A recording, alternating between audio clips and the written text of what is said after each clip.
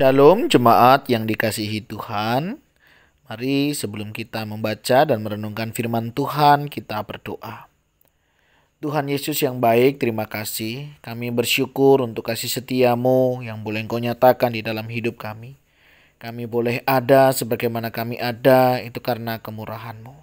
Kami mau berdoa ya Tuhan untuk firman-Mu yang akan kami baca. Kiranya boleh menuntun kami untuk kami mengerti apa yang menjadi kehendak-Mu. Berkati kami serahkan di dalam nama Tuhan Yesus Kristus. Haleluya. Amin. Matius 7 ayat yang keempat sampai yang kelima. Bagaimanakah engkau dapat berkata kepada saudaramu, biarlah aku mengeluarkan selumbar itu dari matamu, padahal ada balok di dalam matamu. Hai orang munafik, keluarkanlah dahulu balok dari matamu, maka engkau akan melihat dengan jelas untuk mengeluarkan selumbar itu dari mata saudaramu.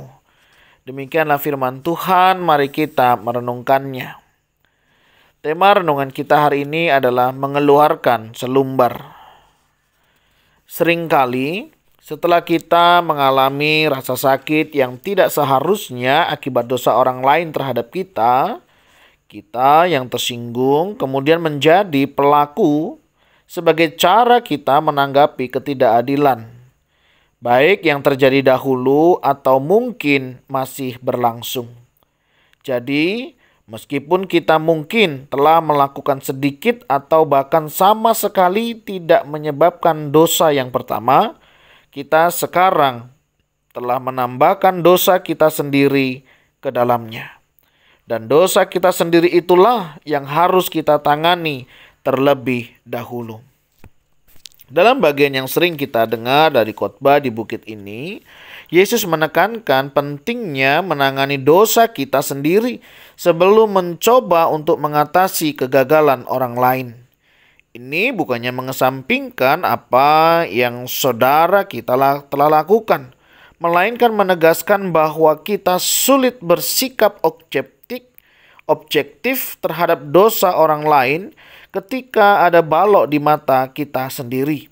Sulit untuk membantu orang lain menangani masalahnya jika ada kemunafikan di pihak kita. Jika kita belum mengakui dosa kita sendiri, meskipun itu sebenarnya adalah reaksi dari dosa yang diperbuat orang tersebut. Jadi, jujur saja, apakah dosa orang lain yang telah menimbulkan dosa di dalam hidup kita? Akuilah dosa kita kepada orang tersebut, jika mungkin dan pantas. Bukan dengan cara supaya kita tidak dipersalahkan, bukan dengan cara menyalahkan orang lain karena telah menyebabkan kita berdosa, bukan dengan cara yang membawa kita masuk ke dalam dosa yang lebih banyak lagi dengan membangkitkan amarah kita terhadap mereka. Bertanggung jawablah secara penuh terhadap dosa kita sendiri. Tetapi saya hanya bertanggung jawab 5% untuk semua ini. Jikalau demikian, tanggunglah 100% dari 5% kepunyaan saudara. Rendahkanlah diri saudara, bersihkan hati saudara, carilah pengampunan. Kemudian biarkanlah Allah menggunakan saudara untuk menyalurkan kasih karunia kepada saudara yang membutuhkan.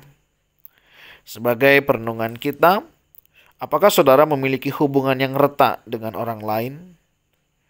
Mungkinkah saudara telah mengabaikan kesalahan saudara, sama seperti orang itu telah mengabaikan kesalahannya? Jika saudara menyelidiki hati sendiri dengan jujur, kira-kira apakah hasilnya? Ayat firman Tuhan atau renungan kita hari ini boleh mengingatkan kita untuk kita boleh senantiasa introspeksi di dalam diri kita. Saudara tidak salah ketika saudara mengingatkan orang lain. Saudara tidak salah ketika saudara menasihati orang lain. Tetapi satu hal yang kita tidak boleh lupa, saudara, kita juga harus melihat diri kita. Sehingga itu akan jauh lebih otentik, lebih dirasakan, lebih bisa dipahami, lebih bisa dimengerti akan keadaan orang lain, sehingga nasihat kita, perkataan kita, apa yang kita lakukan itu boleh menjadi berkat, bukan menjadi batu sandungan. Nah, mari saudara kita cek di dalam diri kita hari ini. Adakah sesuatu yang mungkin tidak menjadi berkat buat orang lain? Dan tentunya kita rindu hidup kita boleh menjadi berkat, bukan? Mari saudara, kita keluarkan dulu selumbar yang ada di dalam mata kita sebelum kita melihat balok yang nyata di dalam kehidupan kita. Sehingga kita bisa melihat orang lain, kita bisa memahami orang lain, dan kita bisa mengerti apa yang menjadi bagian kita di dalam berelasi. Dan kita tidak membiarkan selumbar itu ada di mata kita, apalagi balok.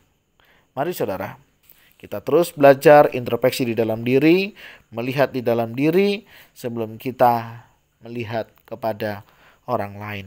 Dan kiranya refleksi hari ini, renungan hari ini boleh menolong kita untuk kita boleh belajar melihat diri kita secara utuh dan jujur. Mari kita berdoa. Tuhan, terima kasih. Engkau boleh mengingatkan kami ketika kami menilai, menanggapi, dan memberi stempel kepada orang lain. Ajar-ajari kami juga mengoreksi di dalam diri kami, mengintrospeksi di dalam diri kami. Bagaimana dan apakah yang sudah kami lakukan di dalam hidup ini. Tuhan, tolong kami. Kami rindu hidup kami juga boleh menjadi berkat. Kalaupun kami harus mengingatkan orang lain, menasehati orang lain, tolong kami juga hidup seturut dengan kehendak-Mu. Sehingga apa yang kami lakukan boleh sungguh memuliakan nama-Mu. Terima kasih ya Tuhan, terima kasih. Kami serahkan hidup kami selanjutnya ke dalam tangan-Mu, di dalam nama Tuhan Yesus Kristus. Haleluya. Amin. Demikianlah renungan firman Tuhan kita hari ini.